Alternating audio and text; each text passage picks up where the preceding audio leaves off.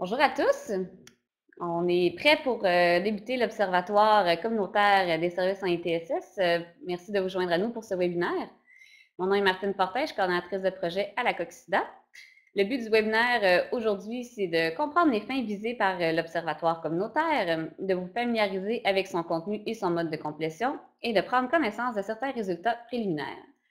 La présentation est d'une durée prévue d'environ 45 minutes, 1 heure. Vous allez pouvoir avoir accès à la présentation PowerPoint par la suite par courriel.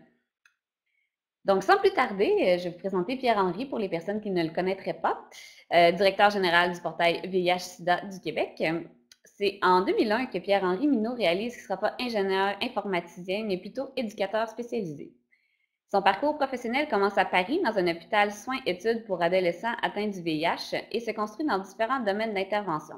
Déficience mentale, troubles du comportement, adolescents migrants isolés, protection de l'enfance, alternatives à l'incarcération et itinérance. En 2011, il devient travailleur de milieu auprès des hommes gays de Montréal en prévention du VIH et des ITSS. Depuis 2012, l'action de Pierre-Henry au portail est de travailler sur l'accès et la diffusion des connaissances de base qu'il estime trop souvent négligées dans la prévention. Il a notamment travaillé au développement de Sexposé, première application mobile québécoise de prévention, de Sextinfo, de l'information par message texte, et participe au programme Infotraitement. Donc, sans plus tarder, je vous laisse entre les très bonnes mains de Pierre-Henry. Merci, bonjour, bonjour Bonjour. Martine. L'écran. Ah, faut savoir que Michel. Ah, bonjour. Merci Martine. Effectivement, bienvenue à tout le monde pour cette présentation sur l'Observatoire communautaire des services en ITSS. C'est mon premier webinaire, alors on va bien s'arranger pour que ça se passe bien. Je vous invite à poser des questions. Martine est là à l'affût des questions que vous auriez pendant la présentation pour pas forcément attendre que j'ai fini de parler dans 45 minutes. Puis, comme ça peut être parfois un peu technique ou je ne sais pas quoi, allez-y, posez vos questions. Ça, c'est pas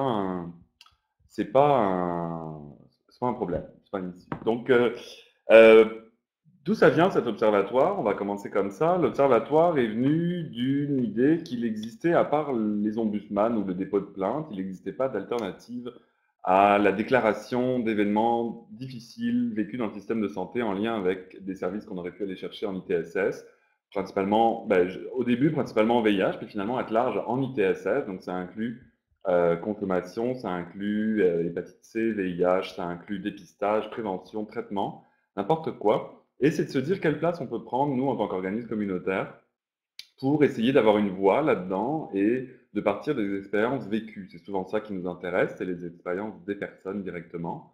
Donc, on a réfléchi à plusieurs. Sur la page d'accueil, tout le monde voit cette page-là, là? Oui. Sur la page d'accueil, j'ai mis un projet de collaboration via le portail. C'est que on s'est mis à discuter avec la COCSIDA, avec Lise Lacharpagne au VIH Entre Droits, avec Marie-Lou Gagnon, qui avait travaillé sur le stigma vécu par les personnes en système de santé, et d'autres amis chercheurs. Ça va de Laurence Ocapac en passant par Gabriel Girard, qui est sociologue. Et on a travaillé à plusieurs sur la constitution de cet outil. On s'est donné un an et demi expérimental, un petit peu, pour essayer, pour mettre le contexte aussi de la loi 20. Il y a un an et demi, on était dans le reset du système de santé par le ministre de la Santé et qui nous garantissait qu'il n'y aurait jamais de coupure et que ça ne toucherait pas les services aux personnes. Je vous demande d'arrêter de rire pendant que je dis cette phrase-là. Vous savez que 18 mois plus tard, on a tout un autre discours, puis je suis sûr que le protecteur des citoyens s'est basé sur l'Observatoire pour son, pour son évaluation, j'en suis persuadé. Voilà, c'est un petit peu ça le contexte de l'Observatoire. Je voudrais souligner, merci à Samuel qui nous avait fait les logos, je voudrais souligner que c'était un niveau de budget extrêmement élevé, proche de ce qu'on fait souvent dans le communautaire. Je suis en train de vous mettre le nombre de zéros, mais on n'a pas le chiffre qui est au début parce que ce ne sont que des zéros.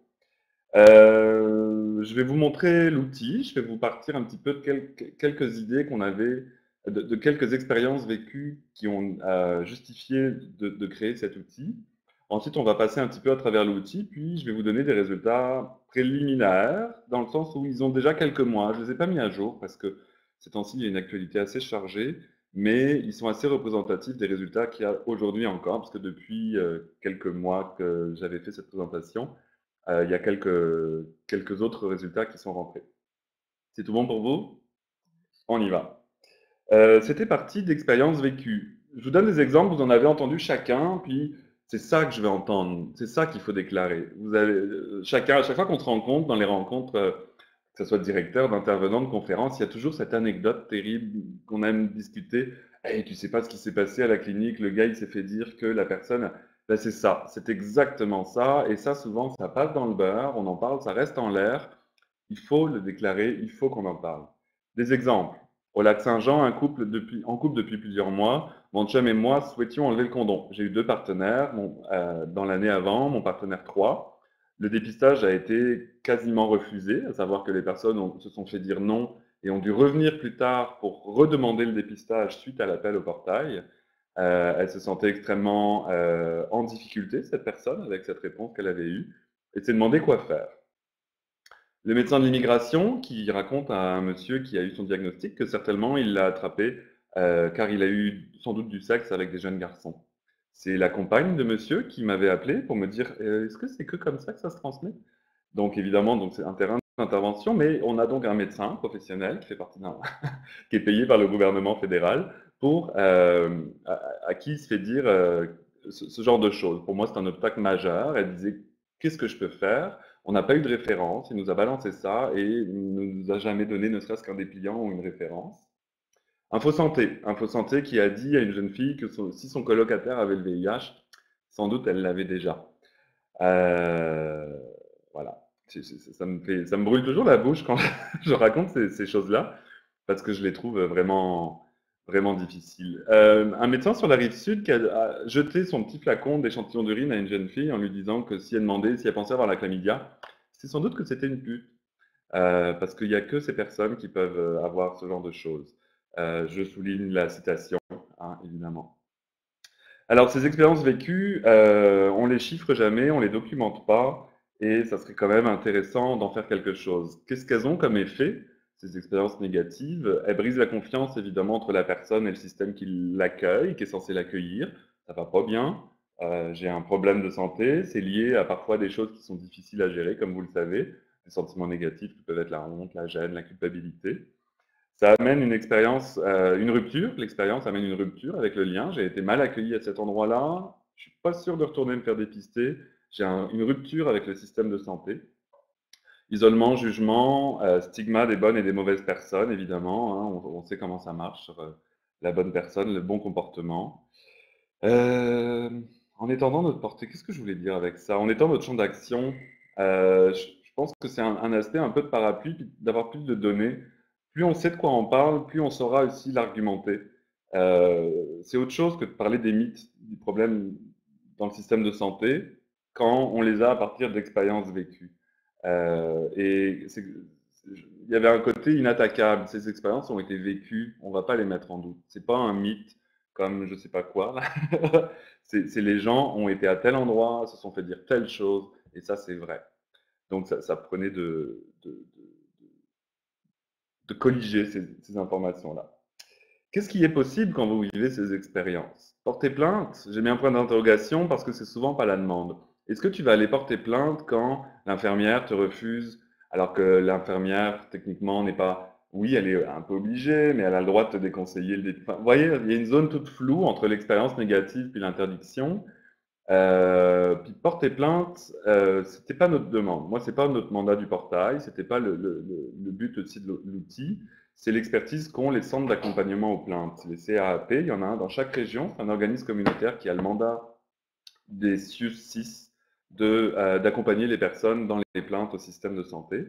Il y a une fédération aussi qui existe à Québec, qui peut être un bon biais d'accès. Si vous avez besoin de porter plainte, allez-y. Je vous invite à aller au CAAP. Les adresser à qui, ces données? Une fois qu'on aura colligé ces expériences, qu'est-ce qu'on va en faire? C'est ça la question. C'était un petit peu, on n'a jamais fait ça. Attendons de voir qu'est-ce que ça donne comme information et on verra qu'est-ce qu'on en fera. C'était aussi un argumentaire. Je ne vous cache pas qu'on s'en est servi un petit peu autour de l'argumentaire qu'il y a autour du 1er décembre. Si vous avez suivi, on est venu un petit peu chercher des données là-dedans. Ça sort quelque chose d'intéressant.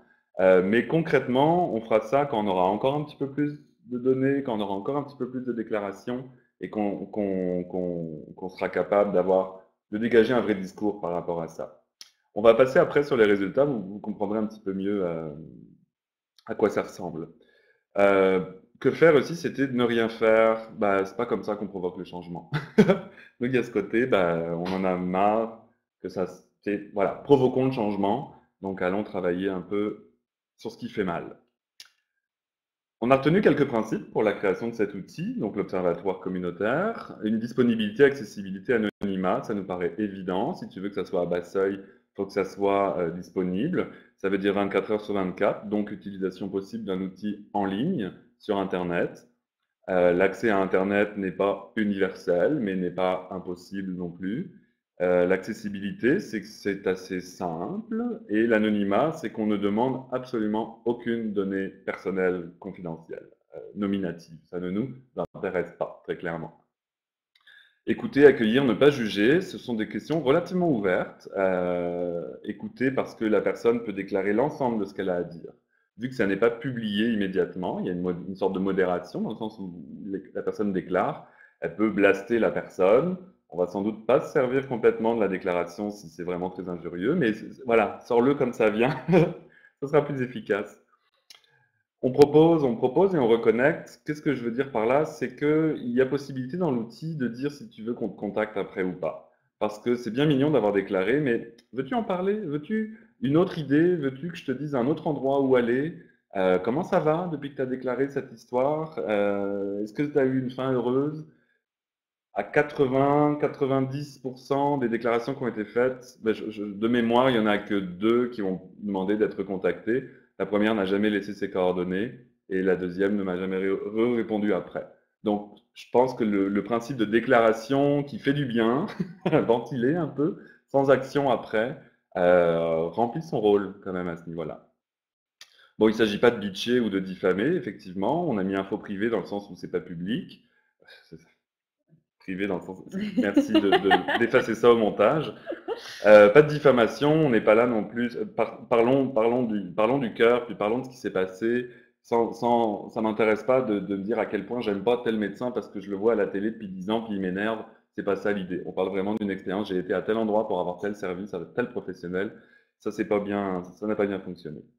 La base communautaire, c'est pas rien, c'est que c'est de notre place. De notre place que ben, c'est quoi notre place? Mais parfois, nous sommes la voix de ceux qui n'en ont pas. Parfois, nous sommes plus organisés, structurés aussi pour développer des plaidoyers, pour faire changer des politiques. Donc, c'est aussi, nous ne sommes pas le réseau de la santé. Nous sommes les bonnes personnes pour le critiquer aussi. Nous sommes, voilà, nous sommes organisés pour ça. Défense des droits, remise en question, c'est-à-dire que nous sommes une alternative, nous sommes le communautaire. On peut arrêter là-dessus, tout est dit. Ah, voilà. Merci. Quels outils? Comment on peut se servir de cet observatoire? On peut le faire par téléphone parce que bah, il est possible d'appeler et de dire salut, j'ai vécu une expérience négative. Puis moi, j'ai des versions papier que je peux vous envoyer aussi qui sont disponibles sur la page de l'observatoire également. Et ce sont des formulaires PDF que tu peux remplir à l'écran aussi. Donc il est possible de remplir facilement cette déclaration. Par messagerie de texte, on va pas faire d'observatoire par texto, mais il est possible de parler des expériences négatives par texto, notamment notre service Sextinfo, par courriel. Créer un outil en ligne de base, on va passer à travers, c'est gratuit, c'est complet, on y arrive dans quelques minutes. J'ai déjà parlé de ces collaborations, c'est ça, il y avait ACCM aussi qui était avec nous sur la conception de l'outil. Aide juridique, IH Info Droit, qui nous avait donné deux, trois petites choses à ne pas faire. Vous savez comment est mettre la chartagne. Un outil bilingue, c'était important pour nous que ce ne soit pas seulement francophone. Je rappelle le $0 de budget, c'est important parce que ça joue sur la promotion qu'on est capable de faire de ça. Puis vous savez que si on ne fait pas de promotion d'un outil puis qu'on le garde pour nous, ça ne marche pas très bien. Donc, c'est ça. L'outil se présente simplement sur une page internet, le pvsq.org/observatoire, et explique un petit peu le contexte. Pourquoi on a fait cet observatoire et les petites règles qu'il y a. Les petites règles qu'il y a, c'est dès le début, c'est la personne ne peut pas continuer l'outil si elle ne coche pas l'ensemble de ces cases-là. Vous les voyez, c'est simplement pour rappeler que ça n'est pas un dépôt de plainte. On ne peut pas être redevable d'avoir fait une plainte si on a rempli cette déclaration. On ne peut pas attendre du portail d'avoir une action concrète, j'ai été à tel endroit, on m'a fait payer ça, je veux un remboursement, qu'est-ce que vous faites? On n'est pas la bonne personne.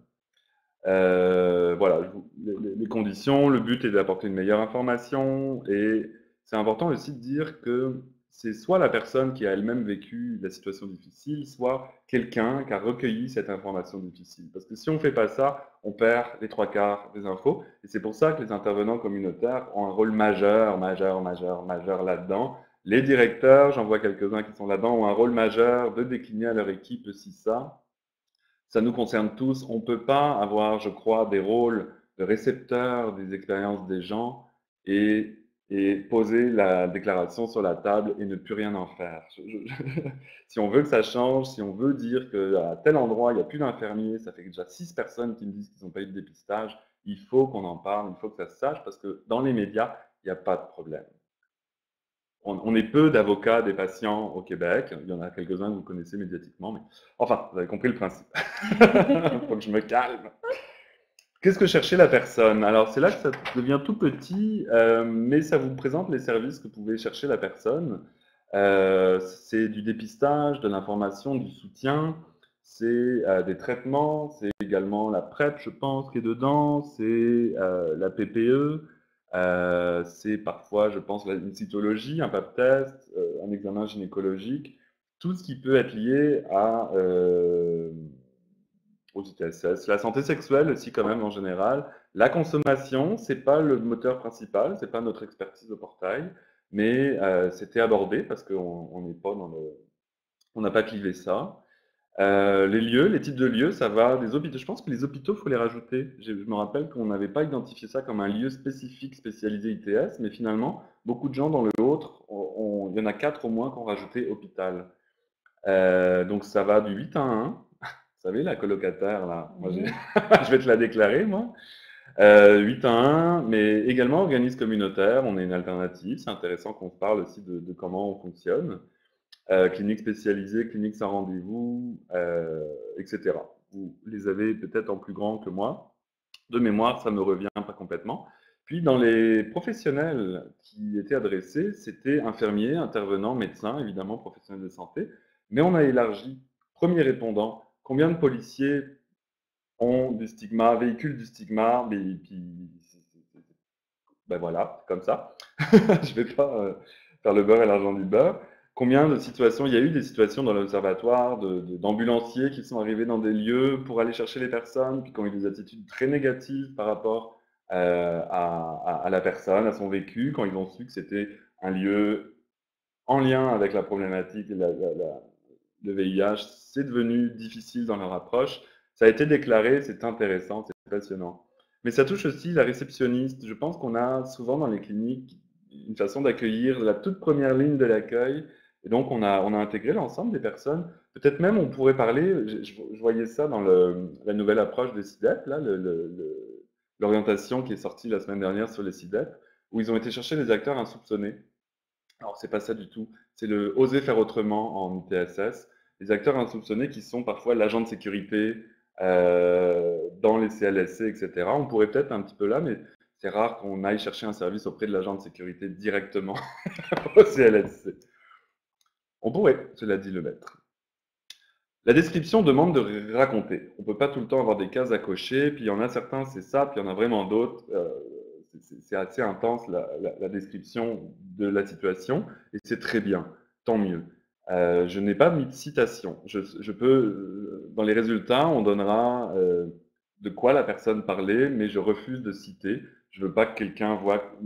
Personne m'a donné l'autorisation de citer.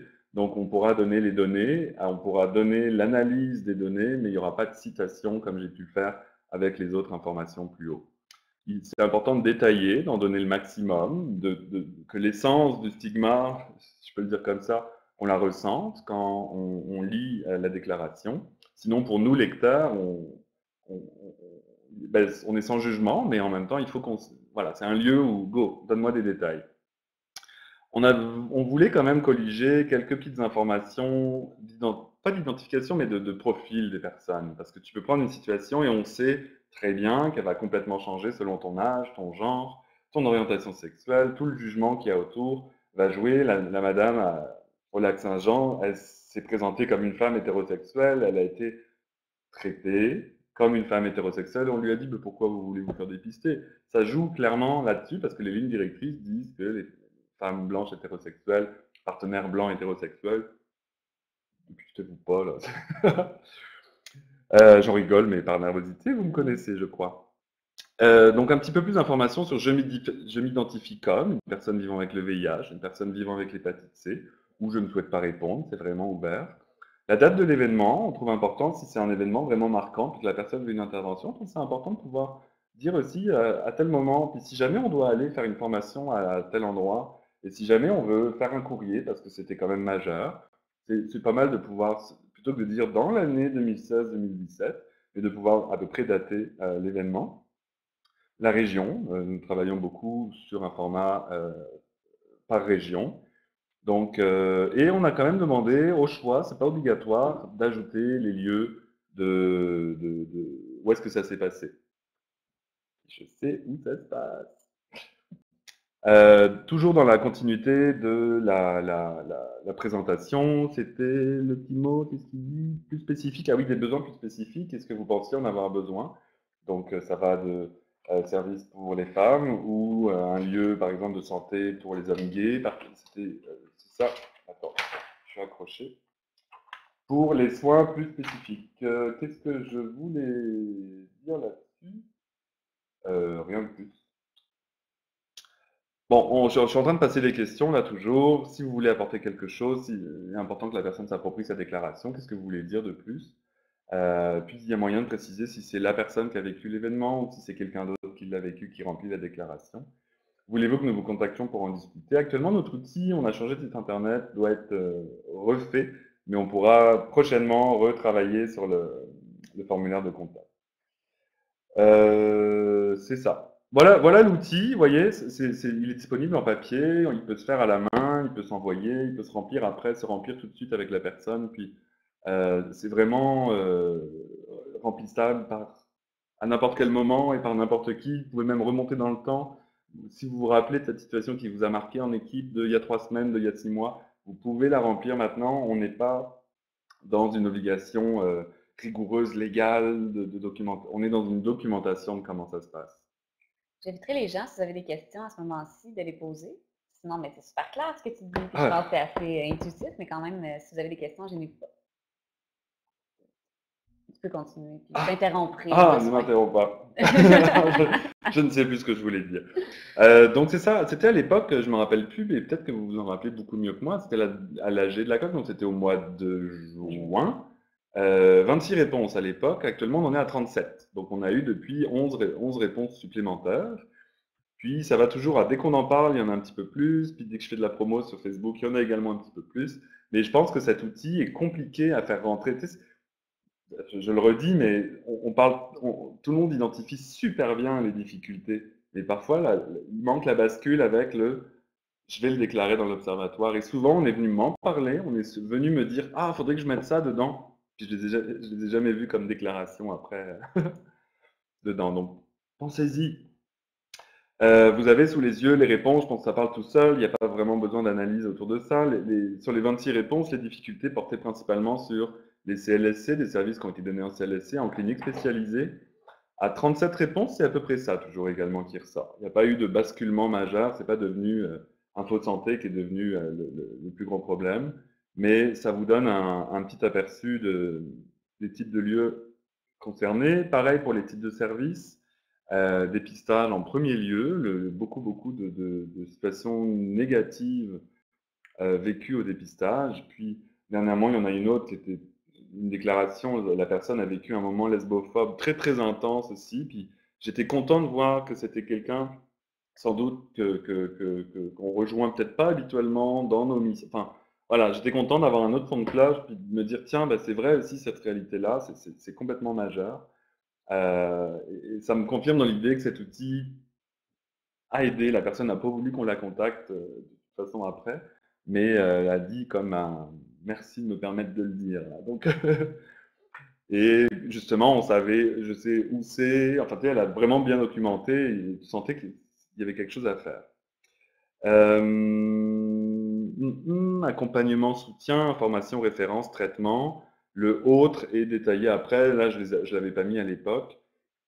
C'était plus anecdotique, mais vous voyez, il y a eu des livraisons de prélèvements, dépistage hépatite C. Ça, c'est quand c'est arrivé un peu une fois, puis que ça a été mis dans autre.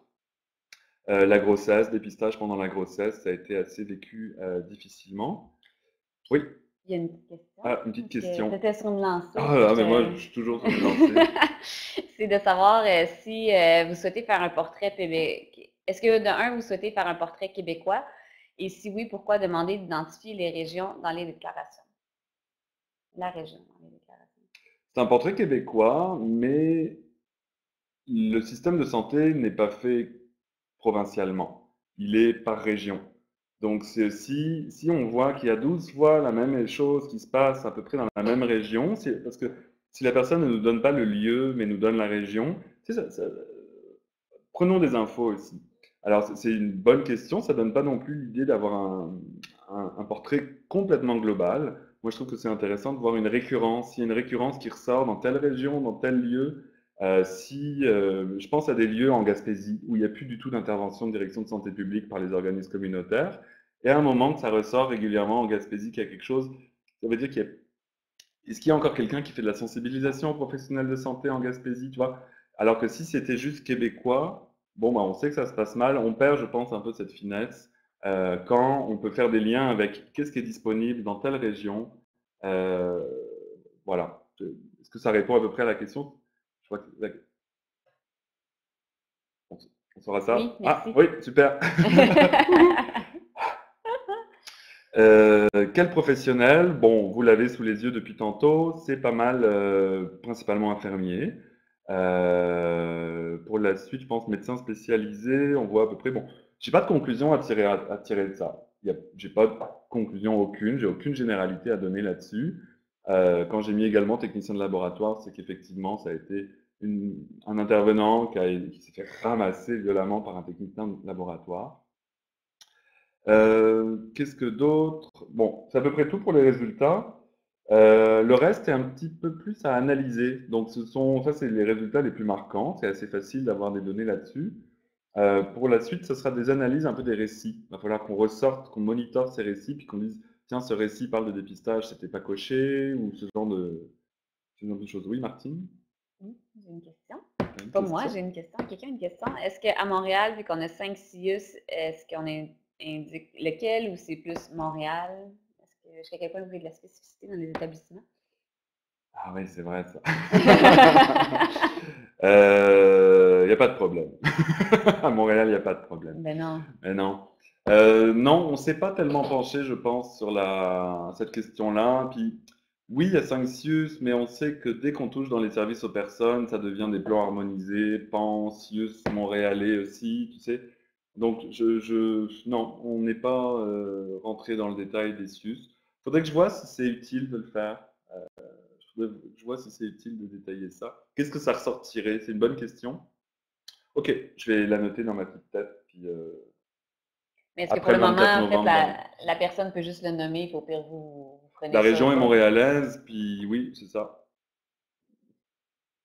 Ouais. Je sais pas, je sais même pas si le centre d'accompagnement aux plaintes de Montréal fait cette distinction-là. On les avait approchés, mais je sais même pas s'ils font cette distinction par CIUS, parce qu'avant c'était une agence pour l'ensemble de Montréal. Donc je sais pas. Bonne question. Le CAAP, moi, la fédération, je les avais approchés, puis le premier directeur était vraiment emballé par l'idée parce que, comme souvent, quand ça touche le VIH, ils ne savent plus quoi faire. Puis c'était ça qui m'avait été dit. C'est oui, il y a des plaintes, mais ben, on ne comprend pas que les personnes ne portent pas plainte officiellement, puis ils se dévoilent publiquement. Puis... Donc on était en plein dans la spécificité VIH, puis j'avais envie de dire, ben, peut-être que nous, on peut soutenir quelque chose là-dedans. La direction a changé, le temps que l'observatoire se mette en route, etc. Puis la direction que j'ai recontactée après de la nouvelle direction de la fédération m'a demandé si j'avais un pamphlet, puis si je pouvais l'envoyer, parce que vous comprenez, on s'occupe beaucoup des personnes âgées. Donc, bon, le contact a été un petit peu rompu, mais je trouvais intéressant quand même de leur faire connaître notre outil. Puis quand on aura des millions de dollars pour le budget de l'observatoire, on on retravaillera un petit peu cette collaboration, ce travail en collaboration. Pour la suite de l'Observatoire, on est toujours dans le besoin de collecter les données, toujours la volonté de se faire connaître aussi, mais profil bas. Quand on a lancé l'Observatoire, on a fait un communiqué de presse qu'on a envoyé à tous les ordres professionnels, on avait travaillé ça, ordre professionnel, fédération interprofessionnelle. C'était l'époque où Iris a sorti son observatoire de l'austérité, où le FIC a sorti son observatoire sur la santé. C'était une ligne téléphonique, hein, la 1-800 pour que les professionnels parlent de leurs conditions de travail.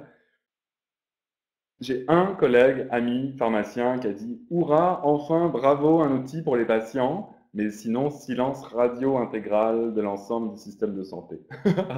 Donc, je sais qu'ils se sentent complètement. Non, non, il ne s'agit pas de ça, mais profil bas dans le sens où on n'est pas là pour s'enchaîner aux grilles des agences. Faut que j'arrête avec cette expression de s'enchaîner aux grilles. Donc, les implications, j'en ai déjà parlé. Il y avait le projet Mobilise. On est pas mal connecté avec l'équipe de Johan et de Ken sur le projet Mobilise pour les difficultés rencontrées par les hommes gays dans l'accès aux soins par les ARSA, on va dire ça comme ça. Je ferai un petit point sur une recherche actuelle de Isabelle Robichaud, qui est étudiante à la maîtrise en travail social de l'Université du Québec à Montréal, l'UQAM. Elle a fait une étude, elle fait en ce moment une étude sur les difficultés rencontrées par les femmes vivant avec le VIH dans le système de santé. Donc on a soutenu sa diffusion, son recrutement de participantes à l'étude. Sa phase de recrutement des participantes est terminée. Maintenant, elle cherche des intervenantes, principalement, je pense, sur l'expérience de stigmatisation structurelle des femmes vivant avec le VIH. Vous pouvez le voir. Je l'enverrai par courriel. Ça sera envoyé par courriel, ça ressemble un petit peu à ce logo. Isabelle fait un travail un petit peu pour faire des focus group. Elle recherche des intervenants, intervenantes qui accompagnent les femmes dans leurs difficultés au système de santé. On est en lien, on est en train de se connecter évidemment avec elle pour les données de l'Observatoire. On a des données qu'elle n'a pas et sans doute réciproquement. Donc, contactez-la, ça sera envoyé par courriel effectivement. Isabelle, coucou si tu nous écoutes. C'est ça. Pour la suite, on fera sans doute on est en train de travailler sur quel modèle on veut pour diffuser. Sans doute un petit livret, un petit pamphlet, puis peut-être pas trop de conclusions, que les conclusions se fassent à la lecture du livret pour montrer le portrait global de l'expérience. Et vous voyez, on a mis aussi présentation aux organismes pour augmenter l'accès à l'observatoire parce que ça ne peut pas se faire par magie, là, on n'a pas beaucoup de budget. Mais c'est comme beaucoup de choses, c'est comme ce qu'on dit souvent sur la PrEP ou le condom, ça ne fonctionne que si on l'utilise. Donc l'Observatoire est là pour avoir non pas des visées que vous connaissez directes, tu ne peux pas cliquer puis avoir une réponse immédiate, mais c'est un travail à long terme, puis c'est un des seuls endroits où on peut colliger cette ventilation des expériences, ces irritants permanents, là, qu'on a souvent l'impression que cette anecdote veut dire c'est l'ensemble du système qui est pourri. C'est pas vrai. Les anecdotes sont des anecdotes, même si elles sont terribles. Mais avec cette collecte de données, on en aurait un petit peu plus. Voilà, ça c'est d'autres chiffres que je vous laisse regarder. Toujours à l'époque avec 26 déclarations. Donc c'est à peu près ça encore. Une majorité de personnes hétérosexuelles. Personnes vivant avec le VIH à 23,5% environ. Pour les données. D'autres exemples qui depuis ont été ajoutés. 2 mois et demi de délai en CLSC pour un dépistage, aucune ressource suite à un diagnostic d'herpès, la personne est ressortie du cabinet avec un diagnostic d'herpès. Des frais exigés alors que pas le choix d'aller ailleurs. Un médecin qui a dit à quelqu'un, un gars comme toi qui a le VIH, comment c'est possible? Voilà, ça, ce genre de choses. On aimerait ça sans doute que ça change. Alors voilà, pvsq.org/observatoire. Je pense que je donnerai à Martine aussi le document PDF pour vous pouvez l'imprimer, l'avoir sous la main, un petit classeur. Vous pouvez aussi le remplir à l'écran et nous l'envoyer au portail directement à DG ou info à commercial.pvsq.org. Vous pouvez ensuite même le remplir en ligne vous-même. C'est vraiment pas compliqué comme je vous l'ai montré. Si vous avez des questions, des suggestions, des commentaires, si vous avez des insultes, je les mettrai, mais je les mettrai dans Non! l'observatoire. Voilà. Merci beaucoup. Merci beaucoup, Pierre-Henri. Donc, merci à vous aussi d'avoir participé. Si vous avez des questions, n'hésitez pas à le faire dès maintenant dans la petite boîte de commentaires. On peut peut-être laisser 2-3 minutes aux gens. Absolument. Vous pouvez raccrocher violemment aussi si vous voulez ça. Moi, j'avais une question. Oui, Tu Martine. disais, si vous avez eu 37 réponses, puis j'imagine que vous n'avez pas nécessairement un nombre final que vous souhaitez, mais est-ce que vous avez quand même un nombre idéal que vous aimeriez atteindre? Je pense qu'une centaine, ce serait intéressant. Euh, Ben parce que c'est ça, on sait qu'il y a plein de problèmes dans le système de santé. Donc 37 réponses, c'est Ouais. une micro-pointe de l'iceberg, c'est rien en fait. C'est juste intéressant que 37 réponses nous permettent de dire, ben, il y a quelque chose. On voit que juste 37 réponses, ça fait émerger quelque chose qu'on voit. Moi, j'avais jamais vraiment eu de chiffres un peu sur des expériences vécues, de commencer à voir que c'est plus autour du dépistage, que tu vois. J'étais pas capable de dire lequel pose le plus de problèmes, si c'est le traitement ou le dépistage. Alors je me dis qu'avec plus de dizaines de réponses, de déclarations, ça nous donnerait une assise plus solide pour dire, ben, regarde, tu sais, ça pourrait peut-être orienter des priorités, puis pas seulement parce qu'on pense que les données probantes nous disent ça ou parce que ça fait longtemps qu'on n'en a pas parlé, mais ça vient des expériences vécues négatives des personnes, et ça, je ne connais pas un autre endroit. Je n'ai jamais entendu d'ombudsman qui a dit dans notre hôpital, le dépistage pose problème, le traitement pose problème, tu vois. Je n'ai jamais entendu ça. Alors peut-être que ça existe. Si ça existe, je vous invite à l'écrire ou à nous l'envoyer. Mais je trouve qu'on est dans le stigma général. Marie-Lou a fait un travail magnifique sur le stigma vécu par les personnes dans le système de santé. Documentons, allons-y un petit peu plus là. Puis, s'il vous plaît. Merci. Merci. Ben, je pense que tu as tellement été clair et intéressant que les gens n'ont pas de questions. Mais si L'histoire de ma jamais, vie. si jamais vous avez des questions, Pierre-Henri donc, est disponible pour y répondre à tout moment. Vous pouvez l'appeler, lui écrire ou sinon m'écrire, puis je ferai transférer, je transmettrai l'information. Sans... Est-ce que Je une vois la petite question là. Est-ce qu'on a prévu une durée de vie pour cet outil? Il y a deux choses. Cet outil se veut disponible. Donc j'espère que dans 10 ans, le portail existera toujours, puis que dans 10 ans, l'observatoire existera toujours. Euh, il y a vraiment deux fonctions. Colliger des données pour faire changer quelque chose, mais également, c'est un service aux personnes aussi. C'est un endroit où ils peuvent ventiler à 2 heures du matin parce qu'ils sont réveillés avec cette angoisse qu'on leur a dit, une horreur, je ne sais pas où, je ne sais pas comment. Ils peuvent ventiler, puis ils ont l'impression d'avoir déposé quelque chose. Le fait de déposer, le fait de révéler quelque chose, et puis après d'avoir le choix de, on t'appelle pour en parler, pour du soutien ou pas. Mais il se dit, ok, j'en ai pas rien fait de cette expérience négative, je l'ai confié à un organisme qui a voulu prendre ça sous son aile. Donc la durée de vie, non, tant qu'il y a encore des problèmes dans le système de santé. Donc on a le temps. La durée de vie est différente pour l'analyse qu'on va en faire à un moment. Je pense qu'on s'était donné 18 mois à peu près, puis on y est bientôt. Si c'est 2 ans, on fera 2 ans pour dire voilà, au bout de 2 ans, on sort un compte rendu, un petit livret, quelque chose qui dit après 2 ans d'utilisation de cet outil, voilà ce que ça dit. Donc, vous voyez, je mets deux lignes de vie un peu sur l'utilisation. Euh, voilà, ça répond à la question. Je pense que oui. Je pense C'est que très oui. clair. Merci. Après, il y avait marqué félicitations pour avoir développé l'outil. C'est là que je dis merci. Avec plaisir. Ben, je pense, s'il n'y a pas d'autres questions qui apparaissent, je vais vous laisser aller continuer votre travail, aller dîner. Merci beaucoup encore, Pierre-Henri. Ça me fait vraiment plaisir. Michel Merci. à la technique. Merci à merci à vous de vous être intéressé à ça et de vous dire que vous aurez un rôle à jouer là-dedans. C'est vraiment majeur. Je suis très très content qu'on ait fait cette présentation. À refaire, s'il y a de la demande, quand vous voulez.